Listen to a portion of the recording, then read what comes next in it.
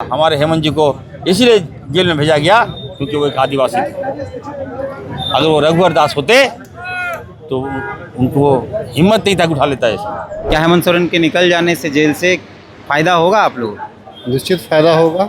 उत्साह कार्यकर्ता में बना है और आने वाले दिनों में ये उत्साह वोट में तब्दील होगा। यह विधानसभा का सीट हम जीतेंगे और आने वाला दिन में हेमंत सोरेन का निकलना कार्यकर्ता और इंडिया गठबंधन के कार्यकर्ताओं को नया बल मिला है। इस बार गैर आदिवासी सीट पे भी हम कब्जा करेंगे क्योंकि गैर आदिवासी सीट हमारे मूलवासियों का सीट है, जिन्हें भाजपा ने शोषण किया है, धर्म के नाम पर बरगलाया है, उपेक्षित किया है। जवाब अयोध्या में मिला है, जवाब बनारस में मिला है, वही जवाब पूरे झारखंड में भाजपा को मिलेगा। ग्रामीण इलाकों से जहाँ पे आदिवासी और मूलवासी रहते हैं, खास करके जो झारखंडी मानसिकता के लोग रहते हैं, भाजपा का वहाँ दाल नहीं गल रहा है। तो वो जो है कि जहाँ पे सिर्फ धर्म की बात करके, जहाँ पे हिंदू मुस्लिम करा करके वहाँ पे वोट मिलेगा, वो लोग वहीं फोकस कर रहे हैं। आदिवासी होना पाप नहीं है इस राज्य में, मैं कह दे रहा हूँ इन लोगों को। और ज़्यादा इधर उधर मत झाँको। पांचों बोरो भाजपा में तो असली खिलाड़ी है ही नहीं। सारा बोरो के बल पे ये लोग चाहता है कि हम चुनाव में पार कर लें, नहीं सकेगा। ओरिजिनल खिलाड़ी लाना होगा और हमारी सरकार में एक से अब तो हेमंत जी आ गए ऑलराउंडर और बैकअप में इरफान सर यही है, दाएं दाएं मारेंगे छक्का एकदम, एक एक विकेट गिरा देंगे।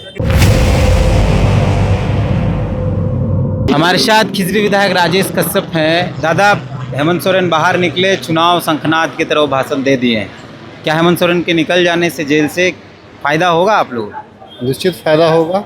उत्साह कार्यकर्ता में बना है और आने वाले दिनों में ये उत्साह वोट में तब्दील होगा। यह विधानसभा का सीट हम जीतेंगे और आने वाला दिन में हेमंत सोरेन का निकलना कार्यकर्ता और इंडिया गठबंधन के कार्यकर्ताओं को नया बल मिला है। भाजपा गैर आदिवासी सीटों पर फोकस कर रही है। उसका कहना है 52 सीट पर हम जीते हैं, उस पर हम और मेहनत करें। देखिए, भाजपा जो है पूंजीपतियों पे फोकस कर रही है कि कैसे करके पूंजीपतियों को लाभ दिलाया जाए। देखिए, ग्रामीण इलाकों से जहाँ पे आदिवासी और मूलवासी रहते हैं, खास करके जो झारखंडी मानसिकता के लोग रहते हैं, भाजपा का वहाँ दाल नहीं गल रहा है।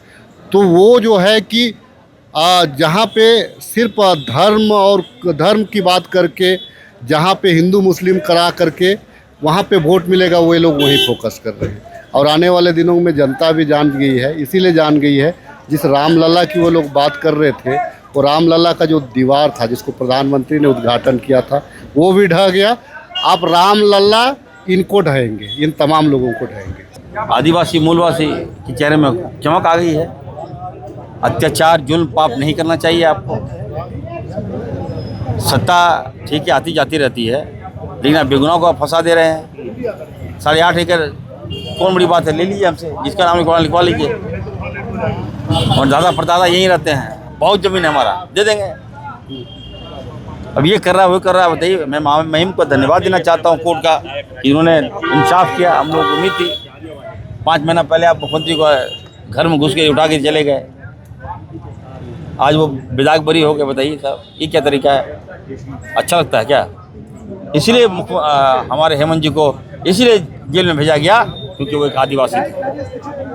अगर वो रघुवर दास होते तो उनको हिम्मत नहीं था कि उठा लेता ऐसे। आप समझिए चीज़ों को। हमने राम से तुलना किया हेमंत जी को, तो वो आदिवासी है। राम, भगवान राम का मतलब आदर्श होता है। हमारे यहाँ जो काम करता है उसका भी नाम राम है। हमारे क्लासरूम में जो लड़का लोग पढ़ता है उसका नाम राम है। नाम क्यों देते हैं राम? ताकि उनकी तरह उनके गुण, भगवान राम का गुण उसके अंदर आओ।